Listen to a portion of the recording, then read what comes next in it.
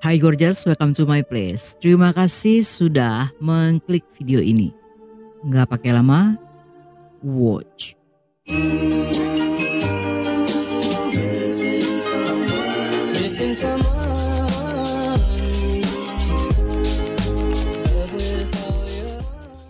Maggie terlahir dengan wajah cantik campuran bule dan Latin, yang sejak kecil aura bintangnya telah terlihat jelas.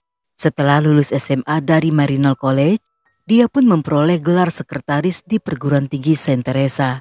Namun dengan bakatnya, dia mulai mengikuti lomba beauty pageant dan menjadi finalis kontes kecantikan Miss Caltech 1963, yang membuat di tahun-tahun berikutnya, Maggie mendapat banyak tawaran modeling, fashion show, hingga iklan TV yang makin hari bayarannya semakin besar.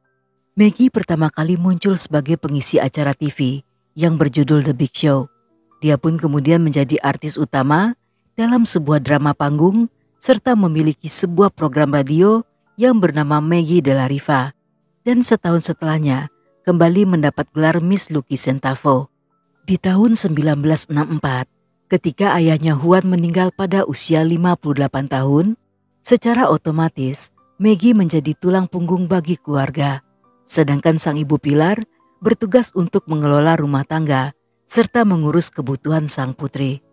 Maggie menjalani karirnya dengan sangat baik.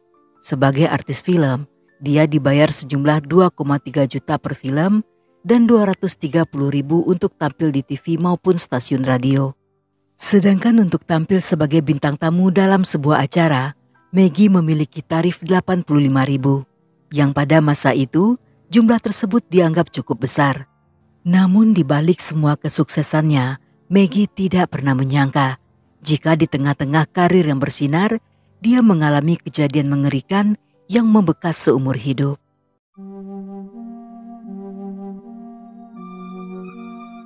Pada dini hari di tanggal 26 Juni 1967, Maggie baru saja menyelesaikan syutingnya di stasiun TV ABS dan pulang bersama asisten pribadinya bernama Helen. Dengan mengendarai mobil, Maggie menuju ke rumahnya di New Manila yang berjarak 16 km dengan Helen yang duduk di sampingnya. Sekitar jam 4.30 pagi, Maggie yang menyetir dalam kecepatan sedang tiba-tiba dikagetkan ketika sebuah mobil Pontiac warna merah nyaris menabraknya keluar dari jalan raya. Mobil yang berisi 4 orang pria itu mengikutinya yang hampir tiba di depan gerbang rumah. Dan sekali lagi, gadis itu pun dikagetkan ketika mobil tersebut tiba-tiba muncul di depannya. Maggie yang akan berhenti dan tidak menduga hal tersebut, alih-alih menginjak rem, dia justru menginjak pedal gas dan hampir menabrak tiang di dekat rumah. Karena emosi, gadis itu pun membuka jendela dan berteriak sambil menegur mereka. Namun salah seorang dari mereka yang bernama Basilio segera turun dari mobil dan menghampiri Maggie. Maggie yang tidak mengenal mereka seketika merasa ketakutan. Dia pun mulai menekan klakson dengan tujuan agar mereka segera pergi. Tetapi sayangnya, pemuda itu justru semakin agresif dan berhasil membuka pintu mobil yang tidak terkunci. Si pria menarik gadis itu keluar dari mobil, namun Maggie berusaha mati-matian dengan memegang erat setir mobil sambil berteriak pada Helen untuk mencari bantuan. Namun Helen yang saat itu juga sedang syok, hanya bisa terdiam sambil gemetaran. Ketika Basilio berhasil menarik Maggie keluar, di saat bersamaan Helen melompat keluar dari mobil dan berlari kencang meraih tangan sang majikan sambil berusaha melepaskan dari genggaman Basilio. Tetapi karena tenaganya tidak sekuat pria itu, pada akhirnya Helen hanya bisa menangis saat menyaksikan Maggie yang diseret menuju ke mobil Pontiac tersebut.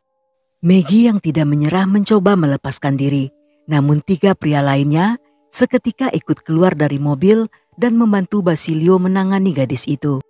Salah seorang dari mereka membantu memegangi leher, sedangkan 2 lainnya memegang tangan serta kaki Maggie dan melemparnya ke bangku belakang.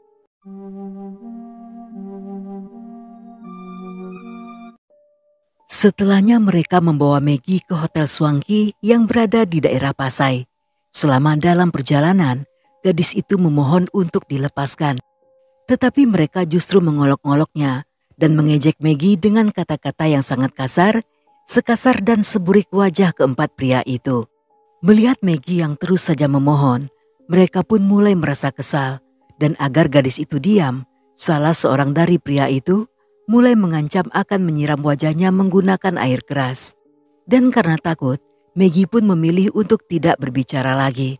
Dua pria yang duduk di belakang bernama Jaime mulai merangkul serta memaksa untuk berciuman.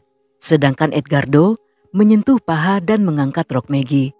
Saat itu Maggie kembali melawan, sambil mengatakan jika dia merupakan satu-satunya pencari nafkah di keluarganya. Dan saat ini, ibunya yang sendiri pastinya merasa khawatir jika dia belum pulang. Alih-alih merasa kasihan, keempat pria berwajah seperti pulu-pulu itu justru tertawa dengan meriah. Mereka tidak peduli dengan permintaan tersebut, karena tahu persis jika yang mereka culik adalah seorang artis yang sedang naik daun. Sehingga mereka juga tahu tentang informasi pribadi Maggie, termasuk tentang ayahnya yang telah meninggal. Dan keempat pria dajal itu pun mulai mengolok-olok Maggie karena tidak memiliki ayah.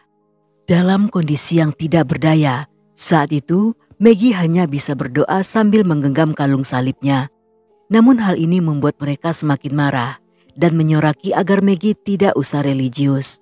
Dan ketika mendengar hal itu, Maggie hanya bisa menangis dalam diam. Setibanya di depan hotel, Edgardo mengambil sapu tangan dan menutup mata Maggie sambil mengancam agar tidak berteriak atau menarik perhatian orang lain. Dan jika Maggie nekat melakukannya, mereka akan menikam atau menembaknya. Mereka pun membawa gadis itu masuk ke dalam kamar yang cukup luas. Saat itu, salah seorang pelaku bernama Rogelio perlahan membuka sapu tangan tersebut.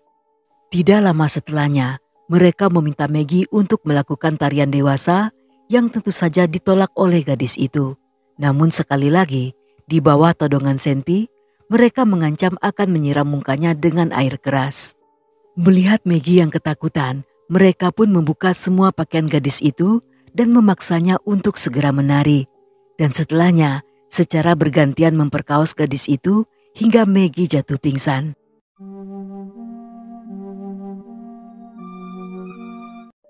Saat Maggie tersadar, mereka memintanya untuk kembali berpakaian rapi serta segera mencuci muka agar seolah-olah tidak terjadi apa-apa. Sebelum meninggalkan hotel, mereka mengingatkan agar Maggie bungkam tentang kejadian tersebut. Mereka juga mengatakan akan menjamin keselamatannya selama dia tidak menceritakan hal itu pada siapapun. Namun jika melapor pada polisi, mereka akan memburu serta menyiram wajah cantiknya dengan air keras. Setelah meninggalkan hotel, mereka berkendara di depan gedung Free Press yang berada tidak jauh dari sebuah stasiun TV dengan tujuan agar Maggie terkesan seolah baru saja pulang dari studio. Mereka pun menyetop sebuah taksi dari perusahaan yang kurang terkenal dan memasukkan Maggie ke dalamnya. Sang sopir taksi yang bernama Miguel sempat memperhatikan wajah Maggie yang tampak sangat panik. Selama perjalanan, sambil menoleh ke belakang, gadis itu berkali-kali bertanya apakah ada kendaraan lain yang membuntuti mereka. Ketika Miguel mengatakan bahwa tidak ada yang mengikuti mereka, seketika Maggie terlihat sedikit tenang. Maggie yang tiba di rumah pada jam 6.30 pagi, melihat ada reporter serta beberapa petugas polisi yang sedang berbicara dengan ibunya. Mereka mendatangi rumah itu setelah mendapat laporan tentang penculikan Maggie. Namun Maggie yang masih ketakutan saat itu meminta waktu untuk berbicara dengan ibunya. Setibanya di kamar, sambil menangis Maggie menceritakan tentang penghinaan yang telah dialaminya. Hal ini membuat sang ibu Pilar merasa sangat hancur dan dia pun menyuruh Maggie cepat-cepat mandi karena khawatir sang putri hamil akibat kejadian itu. Polisi yang masih menunggu berusaha secepat mungkin untuk meminta keterangan gadis itu. Tetapi Maggie meminta waktu untuk pemulihan fisik serta mentalnya. Sehingga saat itu, polisi yang mengetahui tentang kasus penculikan ini sama sekali belum tahu tentang pemerkosaan yang dialaminya. Selang 2 hari kemudian, bersama keluarga serta pengacaranya, Maggie mendatangi markas polisi kota Quezon dan melaporkan apa yang telah dialaminya. Setelah memberikan semua detail kejadian, polisi pun segera melakukan pemeriksaan medis.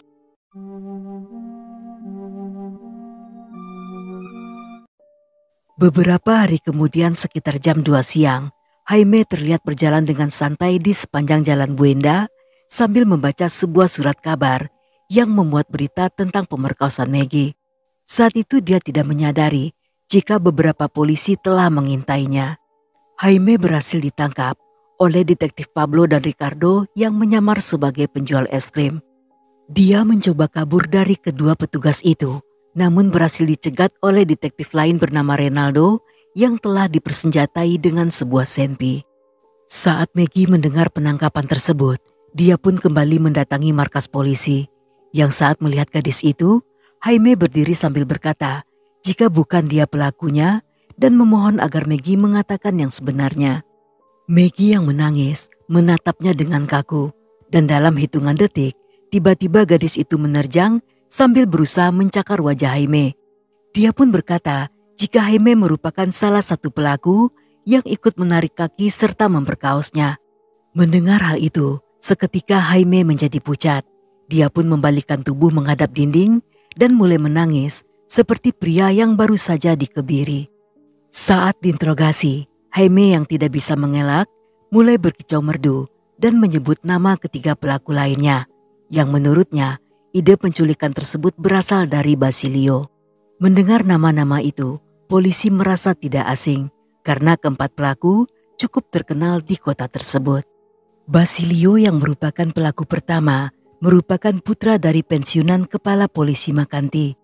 Pria yang telah menikah dan memiliki 2 orang anak itu seringkali terlibat dalam geng kriminal dan memiliki riwayat atas penyerangan selebriti.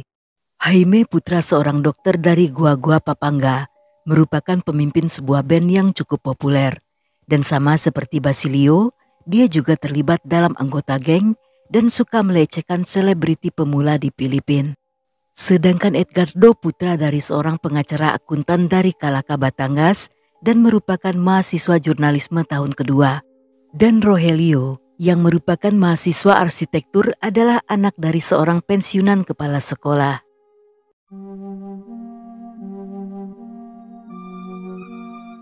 Ketika mengetahui bahwa Jaime telah ditangkap, ketiga pelaku yang panik segera berkumpul di suatu tempat yang berada di kota Pasay. Dengan mengendarai mobil Jaime, mereka kabur ke San Miguel Bulacan, yang dari sana kembali melanjutkan pelarian dengan berkelana kembali ke Manila dan melewati Pasay serta berhenti di Batangas. Dengan menggunakan nama palsu, mereka check-in di rumah peristirahatan Samson Ponti di kota Lipa. Namun saat sedang makan malam di sebuah restoran, mereka dikenali oleh seorang pramusaji yang pernah membaca kasus Maggie dan melaporkannya pada polisi. Keesokan harinya, ketiga pria itu bersembunyi di rumah salah seorang pejabat kota Manila yang berada di Jalan Katipunan. Selang beberapa jam kemudian, polisi gabungan yang mengepung rumah tersebut berhasil masuk melalui dapur dan menangkap Basilio dan Rogelio yang berada di ruang tamu. Sedangkan Edgardo yang berhasil kabur melarikan diri ke Barrio Santa Rita. Saat itu mereka gagal menemukan keberadaannya hingga akhirnya pria itu menyerahkan diri pada Nyonya Aurelia Leviste yang merupakan istri Gubernur Batangas. Berdasarkan pengakuan Jaime, pada hari sebelum kejadian tersebut sekitar jam 11 pagi, ketiga pelaku mendatangi rumahnya untuk meminjam mobil Pontiac. Namun Jaime yang takut mobilnya rusak hanya bersedia meminjamkan mobil jika dirinya ikut bersama mereka. Mereka pun pergi ke lounge Ulo Cocktail dan menikmati minuman selama beberapa putaran. Hingga pada tengah malam, tiba-tiba Basilio mengaku jika sedang jatuh cinta pada Maggie, artis idolanya. Basilio yang mengetahui jika di saat itu Maggie sedang rekaman di ABS Studio, mengajak mereka semua untuk menemuinya. Setibanya di sana, Basilio dan Rogelio mencoba berbicara pada gadis itu. Namun karena tidak mengenal sekelompok pria itu, Maggie yang akan pulang mengabaikan mereka dan segera masuk ke dalam mobil. Basilio yang merasa kesal dengan cepat mengikuti mobil Maggie dan berusaha menabraknya sebelum akhirnya menculik tepat di depan gerbang rumah gadis itu.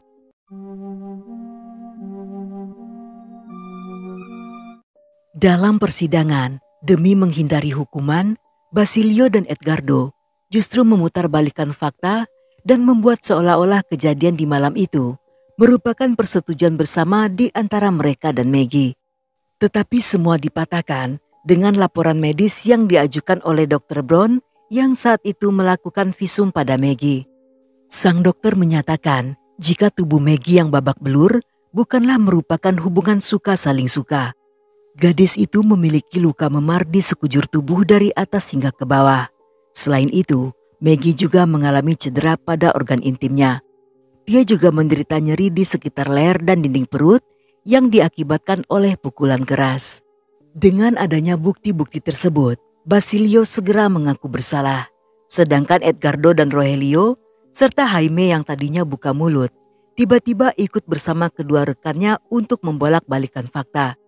Mereka bersikeras jika di malam itu bukanlah pemerkosaan, melainkan happy ending beramai-ramai atas persetujuan bersama. Mereka mengatakan di malam itu tidak berencana untuk menculik dan melakukannya karena terpancing emosi saat melihat Maggie yang berkendara melewati mobil mereka. Saat mengetahui jika si pengendara adalah seorang wanita, pada awalnya mereka hanya berniat untuk menakut-nakuti. Namun saat melihat sikap Maggie yang tampak marah, mereka pun memutuskan untuk menculiknya. Ketika menyadari jika yang mereka culik adalah seorang artis terkenal, mereka pun berniat untuk menurunkan Maggie. Tetapi tiba-tiba Basilio yang berubah pikiran justru menawari gadis itu untuk melakukan tarian dewasa dengan bayaran 281.000. Walaupun awalnya Maggie tersinggung, tetapi pada akhirnya dia pun setuju melakukannya asalkan tidak memakan waktu yang lama. Setelahnya mereka pun ke hotel, yang di sana Maggie melakukan tarian selama 10 menit. Saat akan pulang, Basilio yang berjanji akan membayar 281.000, saat itu hanya memberinya sejumlah 28.000 dan berjanji akan membayar sisanya setelah meminjam uang pada salah satu kerabat. Pengakuan yang terlalu mengada-ngada tersebut menimbulkan kemarahan publik dan pengadilan yang menolak kesaksian tersebut mengatakan sangat tidak mungkin jika ada seorang wanita yang dengan mudahnya mengarang tuduhan pemerkosaan yang pastinya akan merugikan nama baik sendiri, terutama jika si wanita juga memiliki bukti-bukti penyiksaan pada tubuhnya. Pada persidangan akhir, keempat pelaku divonis dengan hukuman mati dan diwajibkan membayar denda sebesar 2,8 juta untuk mengganti kerugian pada Maggie. Namun 2 tahun sebelum eksekusi dilakukan, Rogelio ditemukan meninggal akibat overdosis obat-obatan. 2 tahun setelah kematian Rogelio, atas perintah presiden, ketiga pelaku dikirim untuk menjalani eksekusi di kursi listrik. Saat Jaime menjalani eksekusi, ayahnya menyaksikan kejadian tersebut dengan wajah penuh penyesalan. Sedangkan Basilio berhasil dieksekusi setelah terjadi perkelahian dan diseret paksa masuk ke ruangan itu. Namun berbeda dari kedua rekannya, Edgardo terlihat pasrah serta lebih menerima saat menyambut ajalnya di kursi tersebut. Selama proses eksekusi dilakukan, semuanya disiarkan secara langsung dalam siaran radio nasional.